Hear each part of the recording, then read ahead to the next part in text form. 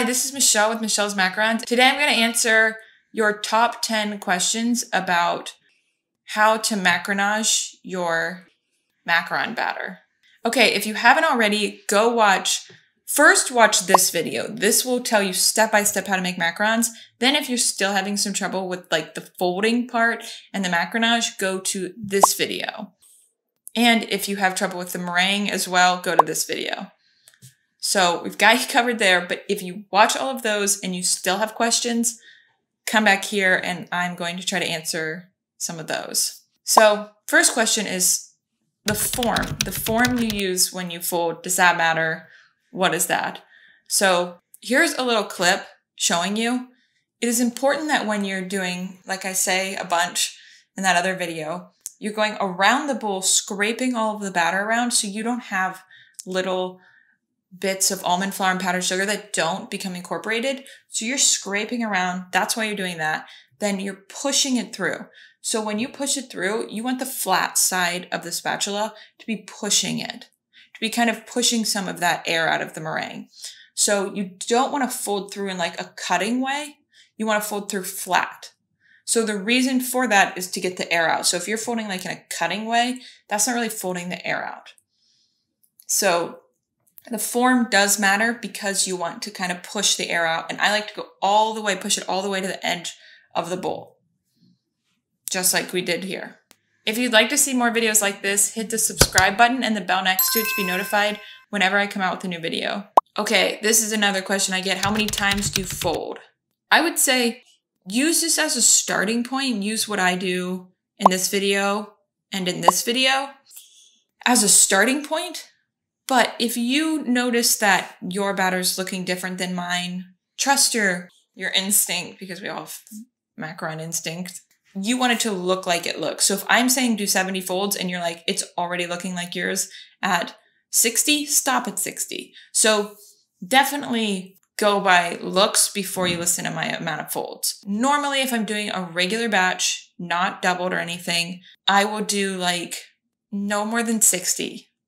I shouldn't even say that because sometimes if there's a lot of food coloring, which we'll talk about later, that affects it. So I want to say it's around 50 to 70. I'm going to say 50 to 70. You really just have to go by what I do here and look in the bowl, look at the spatula, which we'll talk about in a second, and judge based on that. But the reason I like to count how many times I fold is so that once I get my number down, I can keep using that number. And I know that that is not the problem if something goes wrong. Like, okay, I folded 70 times this time. I do that every other time. That's not my problem. What else could be my problem? The number of folds I use is not as important as the number of folds that works for you. Okay, number 3, what kind of spatula do you use? This doesn't sound like it would be important, but I've snapped some spatulas and that is frightening when you're folding. So I like to use, when I'm doing like home baking, this one's good enough if I'm just making a smaller batch. And then for the big batches, I like to use this one. So I'll post links to those in the description, but it is pretty important that you get a good sturdy spatula or else it can just snap in there when you're folding. Now, number 4, does the food coloring affect the amount of times you macaronage? So yes.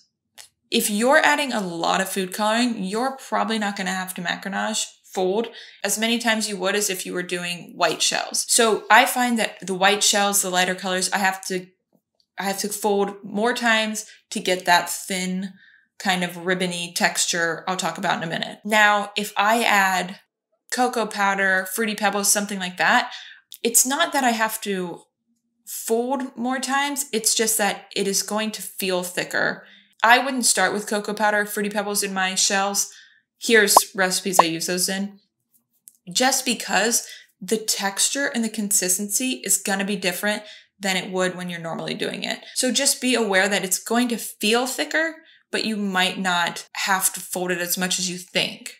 So just go watch these videos and don't do those recipes until you've gotten the macaronage down with nothing in it. So definitely don't use any food coloring or any add-ins if this is your first time and you haven't gotten it down.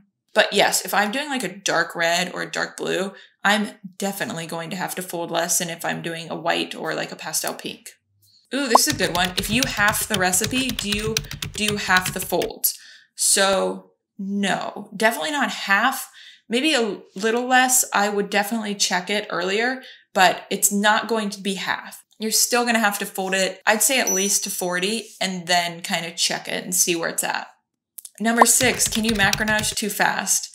So it depends how fast. Like, probably not. The reason I wouldn't do it too fast is because I would worry that I was not doing it correctly and not really scraping the sides and getting under the batter. So you have to make sure you're getting under and just getting everything incorporated so you don't have any like dry spots that you miss. So if you're like a master macaronager, then you could probably do it faster. But when you're first starting, make sure you're doing it the right way instead of just quickly.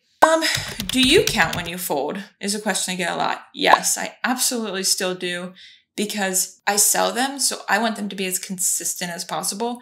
So I don't want to have some batches that are folded less or more. So it's just so easy. And also, what else are you gonna do when you're standing there folding? So I like to just every time count and make sure they're the right amount of folds every time.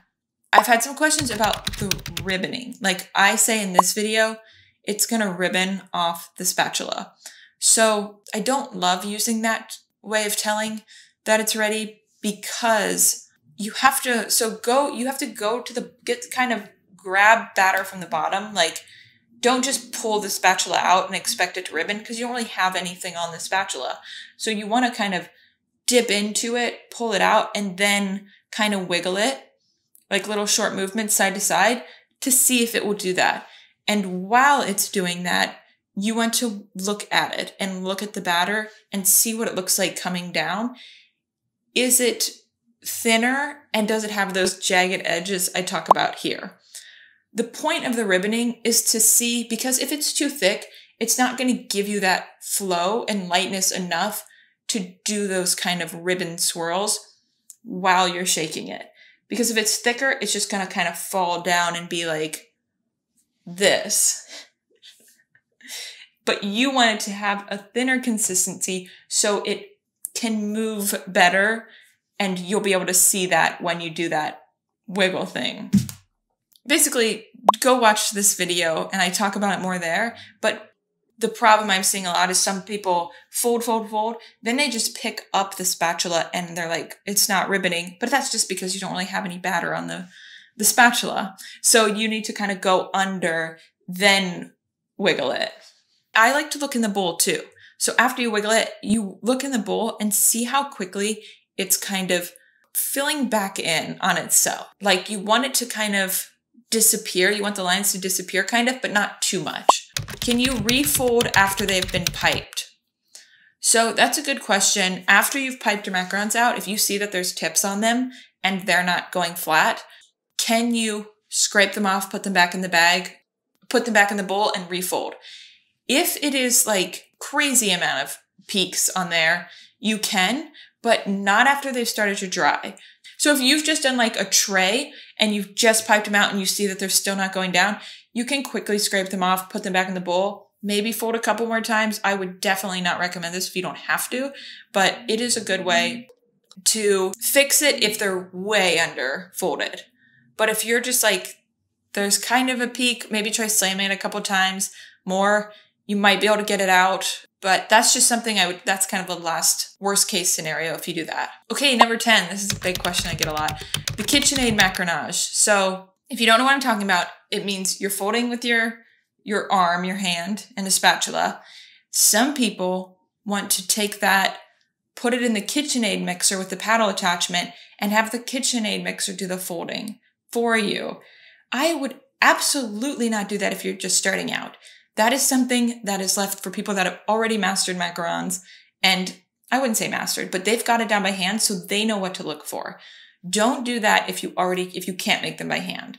Once you can do it by hand, then that's something you could experiment with. It's not my preference just because I like to make sure that it's exactly the same every time, but join the Facebook group, the Macaron Facebook group, and there's a lot of people doing it in the KitchenAid mixer there. So post your questions or search it in the search bar and just put KitchenAid Machinage or KA Macaronage, and you'll get a lot of responses with that. With that being said, it definitely can save you time though, and your arm from hurting. If you've made macarons before, you know how hard it is to fold that many times and then go into piping. Like, it's just a lot on your arm. So if you have something wrong where you can't fold and you can't be folding that amount of time, definitely try the KitchenAid Macaronage. But if you can, make like a half batch first and try it by hand before you do it in the KitchenAid. Okay, and if you'd like to start selling your macarons or any other baked goods, join the email list below. I have a course called the Home Bakery Blueprint where you work with me and learn how to start and grow your own home bakery business. If you'd like, you can follow me on Facebook and Instagram, and I will put those links in the description below. Okay, check out these other macaron videos. Okay, love you, bye. Everyone says I say fold funny. Fold. Yeah, I do kind of say it funny.